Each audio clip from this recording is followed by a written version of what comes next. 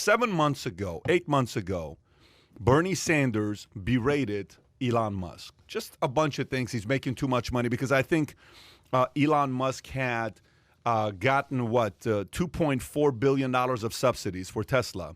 And he got $5.6 million of subsidies for SpaceX. And they're going back and forth. There was a feud. And Elon really didn't say much, but Sanders pretty much trashed him, right? This last week, it got a little bit ugly where they were going back and forth on Twitter. If you want to bring this up, Bernie Sanders started off by sending this tweet. He said, "We are in a moment in American history where two guys, Elon Musk and Jeff Bezos, own more wealth than the bottom 40% of people in this country. That level of greed and inequality is not only immoral, it's unsustainable." Okay? That's his first tweet. Then you have Elon Musk that responds saying, "I am accumulating resources to help make life multiplanetary and extend the light of consciousness to the stars." Sanders responds, "Space travel is an exciting idea, but right now we need to focus on Earth and create a progressive tax system so that children don't go hungry, people are not homeless, and all Americans have health care. The level of inequality in America is obscene and a threat to our democracy." Thoughts? Well, he's a quack. I mean, I look at the words. He is who? Qualified he. Bernie is a quack, yeah. Look, progressive tax system. Okay, 3 words there. So there's no homelessness. We have a progressive tax system in California. Have you seen the homelessness there? There's a progressive tax system in Seattle, in the state of Washington. Homeless is completely out of control there. You know, Bernie has a brand that he has to sell, and he's an anti-capitalist guy. So he's got 2 people square in his crosshairs. It's Musk and it's Bezos, and it's perfect for him. He can rail on them constantly. Yeah. But here's my problem. Is it greed? I mean, it's not like they're stealing money. It's not like he's an oligarch or whatever the word is in Russia, where you're giving an industry essentially and then you just steal all the money. These guys have started a business from scratch, essentially, invested everything they had, and done very, very well for themselves. I'm curious to see if Bernie Sanders ever orders anything on Amazon. Do you think he doesn't just because he can't allow himself to not support Amazon? Do you think Jeff Bezos has gone and pulled up his profile to see what kind of things Bernie Sanders orders on Amazon? Can you imagine? He probably Hey, does. Mary, can you pull up Bernie Sanders' profile on Vermont and tell us what he orders? You know, I guarantee you he doesn't drive. Mittens. Right. He doesn't drive a Tesla. I know that. Do you know what car Bernie Sanders drives? Is it the which one is it? The Audi? No, I think he used to have one of those. Now he drives the Subaru Forester. Is that still a thing? I can actually see him in a Subaru. Subaru I think that is Forester. more fitting for him to be aligned with his message than it is the Audi. Here's my final thought on this. And this is completely unproductive, what he's doing with this Twitter feud. It keeps his brand alive because he does have a brand. All right, this is him. Okay, we all know his background. Here's a better idea. Why don't you go spend some time with these guys and mine their brain a little bit instead of trying to get all their money? I mean, they solve every other damn problem in this country. Yeah. I mean, compare the government's United States Postal Service with Amazon. Who's a little bit more efficient when it comes to delivering products? Okay, maybe there's something to learn from Bezos. Or, you know, looks like we're going to solve the high-speed internet problem for the whole world thanks to Elon Musk. Treat these guys as your allies. They're brilliant. Learn from them. Tap their resources in their mind and figure out a way to help the entire country instead of just trying to make a money grab constantly. Adam. Yeah, I actually have some pretty strong opinions on this topic. So just for a second, let's pretend that we don't know either of their names. So Bernie is B and Elon's E. We don't know. One guy's like, look, we got some major freaking issues here on Earth in America. Wealth inequality, whether you're on either side of the aisle, is a real thing. You know, billionaires are getting wealthier. Talking about United Healthcare, universal healthcare, education, a living wage on a minimum wage, infrastructure, fossil fuels, clean energy, and he's just kind of, you know, that's what quote unquote person B is talking about, and then the other person's like, yeah, but Mars, bro, Mars. And he's like, "What, dude? What are you talking about, Mars? Like, let's focus on. We got major problems. We got a pandemic going on right here. Can we just focus on Earth for a second?" And he's just like, "Listen, man, Mars." So it's funny because I do respect Elon Musk. I'm not a fanboy or anything like that, but like the guy's I'm actually curious to know where you're going with this. Go ahead. Okay, the guy's a beast. Yeah. The point is, it's so easy to be like, Bernie is a quack. Bernie's a socialist. He's an idiot. One thing I know about facts? Bernie. One thing I know about Bernie. Yeah. Whether you agree with him politically or disagree with him politically, the guy clearly cares. Clearly cares. He empathizes with what the hell is plaguing our country. Whether you believe with his tax premise or whether you believe in socialism or not, the guy cares. You think he cares like the way you think he cares? I think. Where are you going with that? Like, you meaning you think it's all an act? You know how I think he cares? Here's how I think he cares. Do you remember the movie? What was that movie, Paul? Tom Cruise, Catherine Zeta-Jones. Tom Cruise is a star, and he's performing, and Catherine Zeta-Jones is that Rock of Ages. No, you know she's like the local politician. What is the name of that movie? Who if you remember this movie, comment below. It's like a Rock of Ages. He's a rock star. Yeah, Tom Cruise. Is that the movie? Yeah. You've never seen that. Okay, let me see what the name of it is. Anyways, in that movie, what's the premise of the story? Do you remember that movie? No. Okay. No, I just the premise of that name story, is it Tom Cruise? The premise of that movie, I have to figure out exactly what it is. Is it this one? Okay. Anyways, the premise of that movie is the following. So Catherine Zeta-Jones keeps coming and screaming, and I cannot believe you're doing this. You know, this person is bad for the community. It's not Rock of Ages, something else. He's terrible for the community. You know, he's turning our kids into, rock stars, and our kids are now smoking weed, and she keeps doing this and showing up over and over and over and over and over again, right? And eventually I realized, what the hell is wrong with this woman? What do you have against Tom Cruise? Tom Cruise in the movie. Every time he performed, this would come up. Every single time he performed, Rock of Ages, every time he would perform, this would come up. Eventually, at the end of the movie, I'm ruining it for everybody who hasn't seen it. He's performing, she shows up, he leaves the stage, spots her on the other side of the rail, walks across, goes up to her, kisses her, and walks off, and she just knees buckle. And what happened? She fell in love with him years ago. He didn't end up being with her. He left her, broke her heart for her entire life. She flipped against him, and she used to be one of those groupies that was crazy about him, right? I think Bernie's Catherine Zeta-Jones. I think in love with Elon No, Musk. I think someone in his life offended him so bad that he's made it a mission to get after all these rich people. Whether it's a rich uncle, whether it's a rich dad, whether it's a rich friend, whether it's an ex's rich dad that, he just didn't like Bernie, somebody there offended this guy. Because if you look at Bernie, can you go to a young Bernie Sanders? I wonder what he looked like. What does a young Bernie Sanders look like in his 20s? Young Bernie Sanders, click there, go to images. Young Bernie Sanders. Okay. I mean, you can tell this guy was he was an interesting guy. By just looking at what this guy looks like. He looks like a young Rudy Giuliani. Okay. Hot. You had to be here Super to hot, kind of know yeah. what that means.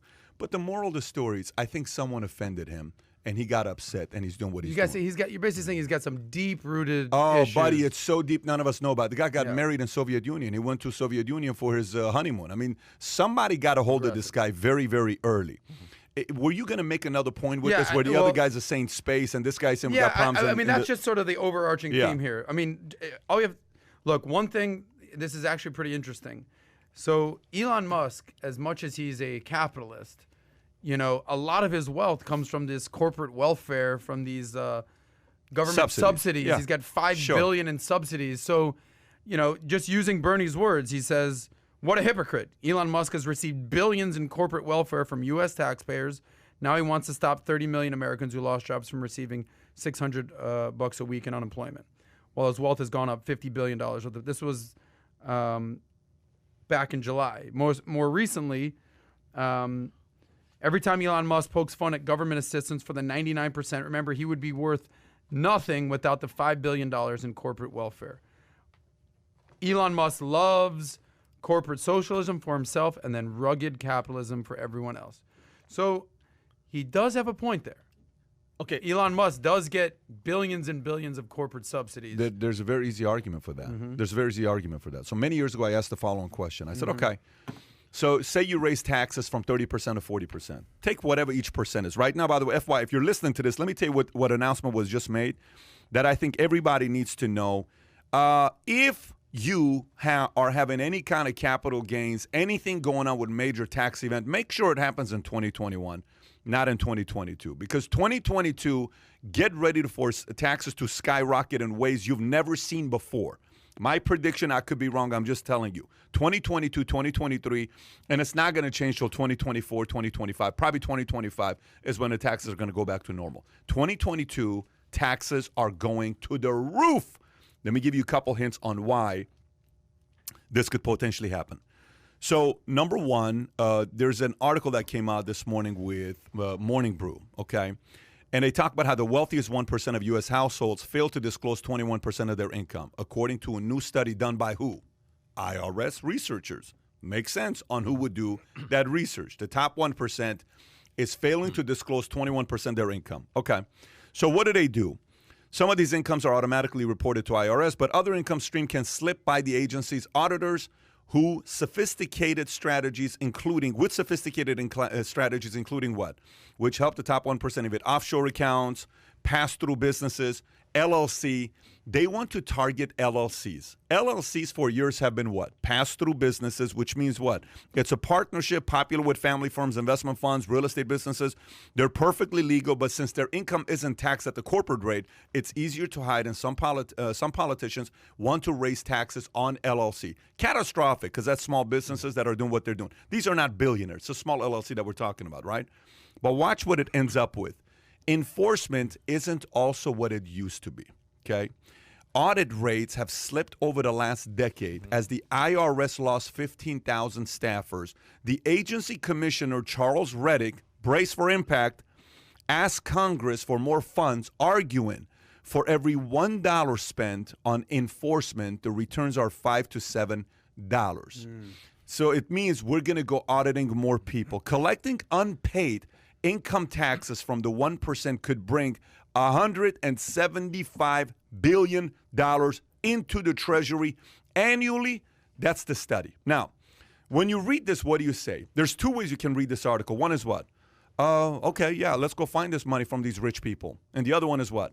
If there's any job you don't want to increase, it's what? Auditors. It's what you don't want. But I've been audited every single year. I'm at a different place, so I'm constantly going through Not fun. I spend a few $100,000. I have to do that because of what I go through. Totally get it, where we are. I'm not disputing it. I totally understand there's a need for their job. But if they're going in this direction, and the sell is what? For every dollar you spent, we make what? $5 to $7. Now, if the other side, if the Congress is being sold this concept by the agency commissioner Charles Reddick, which is controlled by who right now? The left buys into this and says, yeah, that makes sense. They get a bunch of auditors. What are they preparing for? They're going to raise taxes next year. It's going to be announced this year and how it's going to be. It'll be into effect 1/1/2022. The people that backed up this administration are telling them, whatever you're going to do, don't do it this year. Let me make my sales this year so I can be okay. But then start it next year if you need to, because if they don't, then in the midterms, they're going to get destroyed because they didn't keep their commitment of raising taxes, because that was one of the things Biden campaigned on. When Biden was going out, he was saying what? We're going to raise taxes. We're raising taxes. We're raising taxes. And they said $400,000. Now it's family households above $400,000, which means it's really what? $200,000. If you're making $200,000 or higher, you're most likely going to increase your taxes. Corporate taxes going up. We talked about this last week. This is the point I want to make to you with Elon Musk and Bernie Sanders. 9 years ago, I did a video. I did something having to do with taxes, but this is the question that I asked. Say you got $1 billion, okay? $1 billion, you have to choose between two people getting this $1 billion, and the goal is to turn this $1 billion into $10 billion. That's the goal. You're investing $1 billion to turn it into $10 billion and create more jobs. Who do you trust more to take that $1 billion to turn it into $10 billion versus $1 billion that's going to be wasted and nothing happens to them? Do you trust putting it into the hands of an entrepreneur and innovator like an Elon Musk, or do you trust putting it in the hands of a government guy? Who do you trust? If those are the two options, I'm going with Elon. What other options do we have? Giving it to the people. UBI or something like that? Well, okay, then let's ask that question. If you give it to the people, so you got three options now. You give it to an innovator, you give it to the people, you give it to the government. Who duplicates that money the most and creates the most commerce? Commerce. Who creates the most commerce? Creates the most commerce. Commerce, jobs, economy. Oh, jobs or commerce? It's the same thing. The more business there is, the more employees you need. Elon Musk will do the best with jobs. Perfect. Commerce, if you're giving people thousands of dollars, they'll go spend it and do what's best for their family. Oh, actually, that's not how it works. The more money you give to the people, the more you get their level of intensity to lower, to rely on what? To rely on the government. So if you give it directly to the people are going to keep coming back to the government. It's like starting allowance too early with high money. You're now expected to be given higher allowances. That's just the expectation. They're going to keep coming back to you. So we know the highest return is going to be where? In an Elon Musk type of a person. Small, and I'm not saying specifically Elon Musk. Who am I talking about? Small business owners. Put the money into the guy that's creating a job and saying, government, I don't need you. I don't need you to pay me for anything. Let me go create a job. You put the money into the government's going to say what? We need more IRS agents. We need more this. Let me create a new department. Let me give this money to this. Let me do this research. And all of those researchers goes away wasted, and $1 billion of tax money went nowhere. And then you give to the people, you're just telling them, in about 6 months from now, you're going to come back asking for more. In about 6 months from then, you're going to come back asking for more. I am turning you into a victim if I keep giving you free money. If I keep giving you free money, that's what happens. So going back to the argument between these two guys, this is a philosophical debate. I want to tell you about a conversation I had yesterday with Dan Price, but I want to first go to Tom because I think Tom's got something to share. You know, why can't we just say, Bernie Sanders, you are wrong? I mean, people are afraid to say it. He's wrong. I mean, you keep jacking up taxes like this, and that's your only agenda is to just try to squeeze the wealthy a little bit more. San Francisco is an unlivable city right now.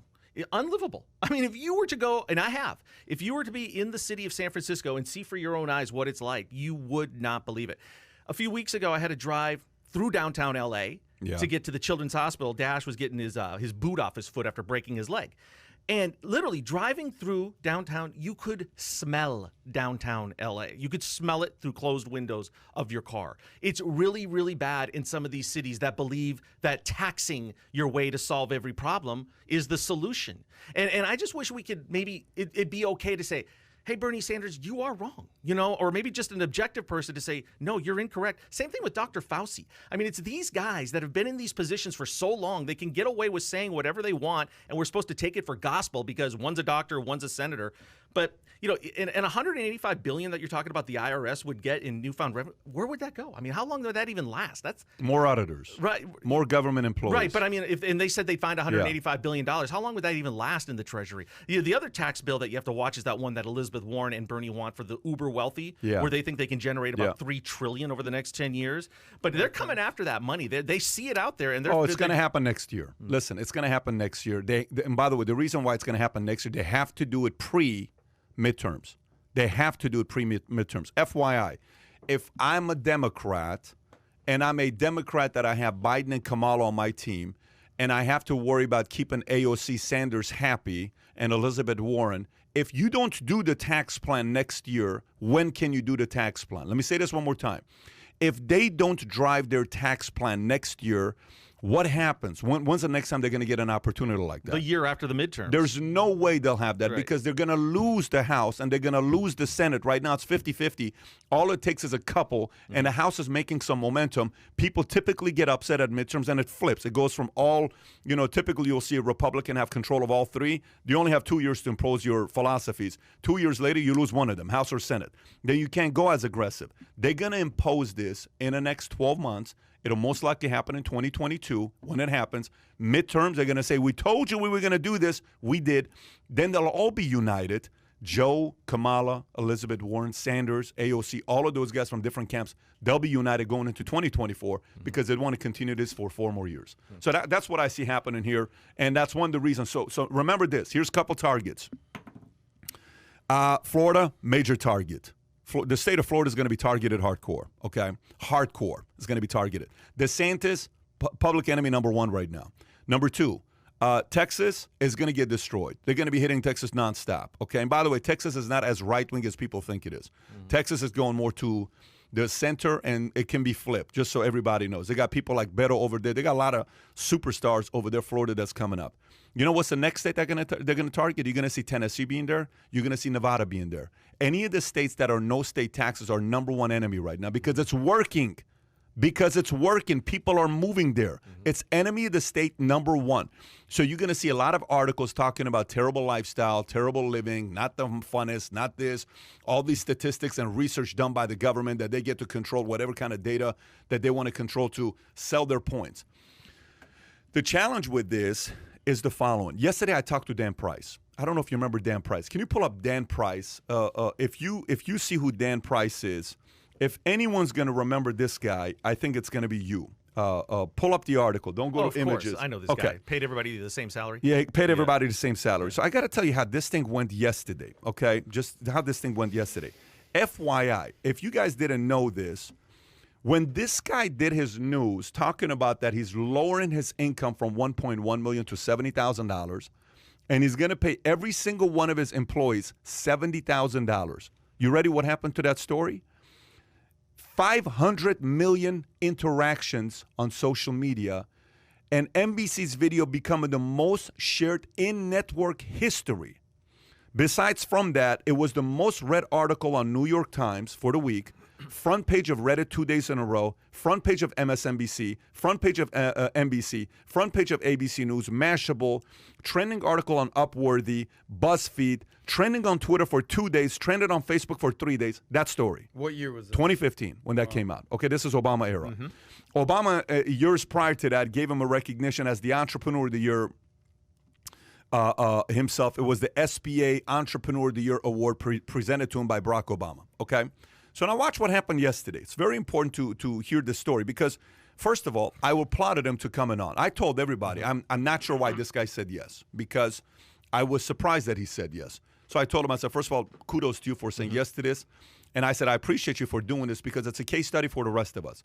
Rush Limbaugh bashed this guy, trashed him. He said he's going to go out of business. It's the ultimate socialistic story, et cetera, et cetera. Well, fast forward to today, his business is doing $45 million a year and a net $4 to $5 million per year. So he's got a 10% EBITDA, what he's got. $4.5 million profits is a solid profits that he's got. So we're talking yesterday, and I said, so tell me how you're doing this. He says, well, I had an employee that was making $35,000. I went outside. I see him smoking cigarettes. He's stressed out. He calls me out. He says, all you care about is money. And look at all this. We're not making any money. And that hurt me for 3 days. I thought about it. I came back. I said, guess what? I'm paying everybody $70,000. His executives were furious. They left. That he had. And he did they have to take a pay cut, the executives? Of course they did. Wow. Everybody took a pay cut. His brother ended up suing him, I think, in 2015. We didn't talk about it yesterday. And, this guy was a genius Christian guy who memorized the Bible in 5th and 6th grade. He would go to contests, grew up in a very conservative family, right? So as we're going through the conversation with him, I asked him a question. I said, let me ask you. So you ended up giving your $70,000 income to everybody, including yourself. He said yes. He hated Peter Thiel. He called Peter Thiel out nonstop. He was not a fan of Elon Musk, a fan of AOC, He called AOC the future. He was a fan of Sanders, and he was a fan of not a fan of Bezos. I said, "What do you think about Biden? Give me one word that you think about Biden." He said, "Please." He says, "Please, like please." I said, "What's the one word you think about Trump?" He said, "Who?" So that's kind of where his position's at, right? I said, "Let me ask you a question." He says, "What's that?" I said, since you're doing $4.5 million $4.5 million a net, I said, if you wanted to sell your company in merchant account services, you get 20 to 40x, which means you're a $100 million guy. He goes like this at first, right? I said, what percentage of the company do you own? He says, I own 100%. I said, I think that's unfair.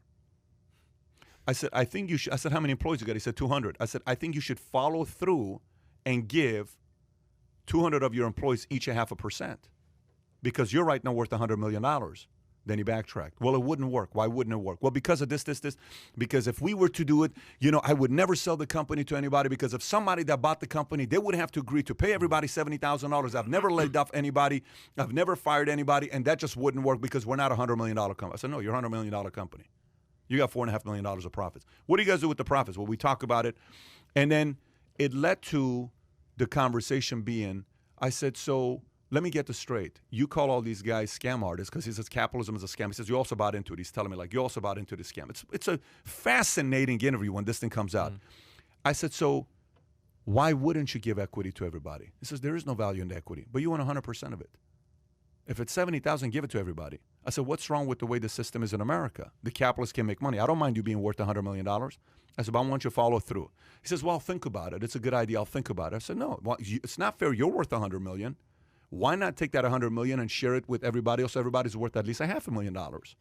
Do that, right? So, and then he started talking about all these rich people. He called out Bezos. He called out Musk. He called out all these guys. And we need to raise taxes. I said, what do we need to raise taxes to? He says, I'm okay if we go to 90%. I said, you want to? He says, we need to raise taxes on rich people up to 90%. I said, what country has it worked? In America. We did it before and it worked. That's true. I mean, not that it worked, but no, it's true. But it's true that it happened. But it was Hollywood million-dollar earners, et cetera, et cetera. In the 30s or 40s. That's when communism was on the uprise, and they thought communism was the way to go. McCarthy so yes, era. Yes, exactly. So that was kind of, hey, let's increase the taxes. Didn't work. It's not worked in any other country, but he's saying this. I said, can I ask you a question? How much money you gave to charity last year? I'm not going to answer that question for you. I said, I'm just curious because you sound so charitable. How much money did you give to charity last year? What's the point here?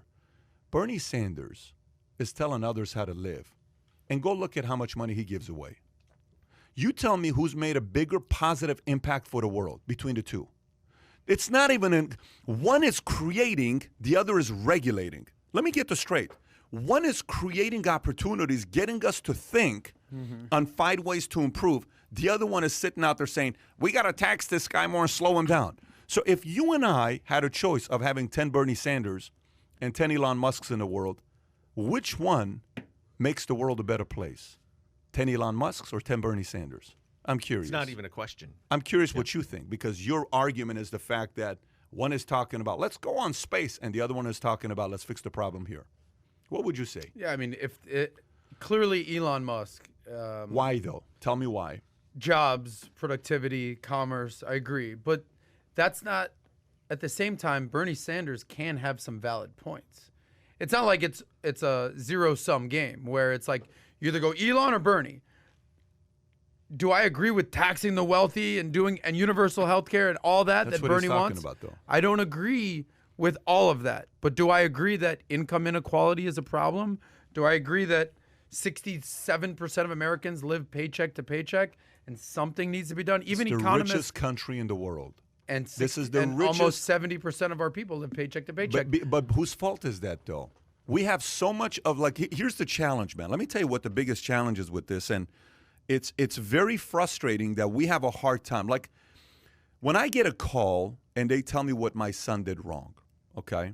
Like, let's just say I get a call from school and they tell me what my son did wrong. I had a great relation with the school in Dallas, Prince of Peace. Phenomenal. Shout out to Miss Porter. I trusted that woman a lot. She did it the right way, okay? And we put all our kids there, private school. Phenomenal place. We had a great time with them. When we left, one of the biggest factors that we didn't want to leave Dallas was the school. We loved the way they took care of our kids at Prince of Peace. And we're trying to find something like that here, right? But when I get a call and an email would be sent, and the teacher would say, here's how your son reacted today. He did this, that. I said, great. So I'd get on a call. And I would notice, this teacher's reasonable. She's got a good point. How do we work together? Can you and then I would say, you can tell my son this, you can tell my son this, you can tell my son this, it'll work. And can you please give me feedback when I come home at night? Guess what? I'm going to talk to the guy. And I'd sit down. Hey, Tico, can I talk to you? Hey, Dylan, can I talk to you? Hey, Senna, can I talk to you? And we would work to do what? To have discourse. To improve. To sit down and figure out ways to improve, right? And figure out a way on what we can do to make it a better place. I don't mind the criticism that we give to individuals like Elon Musk. Nothing wrong with that. Give it. I have no problem with that. But one is creating, the other one is regulating. One is sitting there saying, how can we make something better? The other is sitting there saying, how can we slow this down? One is saying, we kind of have to pay attention to space on what's going on over there because I don't know what's going to happen over here. The other one is saying, let's just fix whatever we got going on today. One is thinking outside the box. One just wants to constantly tax and regulate nonstop. Tax and regulate nonstop. If we go into that direction, it's going to be very, very problematic, the direction we're going right now. So if you enjoyed this little short segment from the podcast that we did, here's another short segment to watch. Or if you want to see the entire podcast, click over here. Take care, everybody. Bye-bye.